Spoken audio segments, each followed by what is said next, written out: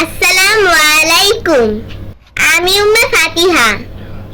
ছোট্ট বন্ধুরা, আজকে আমি মজার একটি গল্প শোনাবো। আশা করি তোমাদের কাছে অনেক ভালো লাগবে। গল্পটির নাম হচ্ছে ইন্দু, ইঁদুর ও ইচ্ছের ইলিশ, লোভের পরিণতি। চলো শুরু করি। এক সুন্দরবনে বাস করত ছোট্ট ইঁদুর। তার নাম ইন্দু। সে ছিল খেলাধুলায় ব্যস্ত, পড়াশোনায় অলস আর খাওয়ার ব্যাপারে দারুণ লোভী।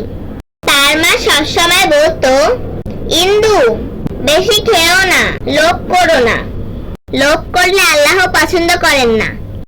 একদিন ইন্দুর গাছের নিচে একটা ঝকঝকে বাক্স পেল। বাক্সে লেখা ইচ্ছার বাক্স, কিন্তু পরীক্ষা চলবে।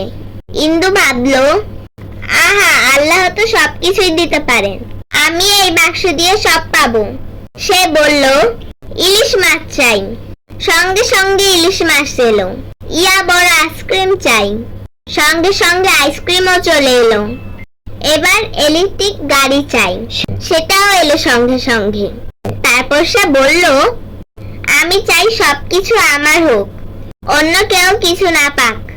তখনই আকাশ থেকে গর্জন এলো, লোভী বান্দা কখনো সুখী হতে পারে না, তুমি পরীক্ষায় ফেল। বাক্স উধাও হয়ে গেল। ইন্দু কাঁদতে লাগলো। তার মা এসে বলল, তুমি কি কোরআনে পড়নি? আল্লাহ বলেছেন, তোমরা একে অপরের হক নষ্ট করো না, লোভ করো না। রাসূল সাল্লাল্লাহু আলাইহি সাল্লাম বলেছেন, লোভ মানুষকে ধ্বংস করে দেন।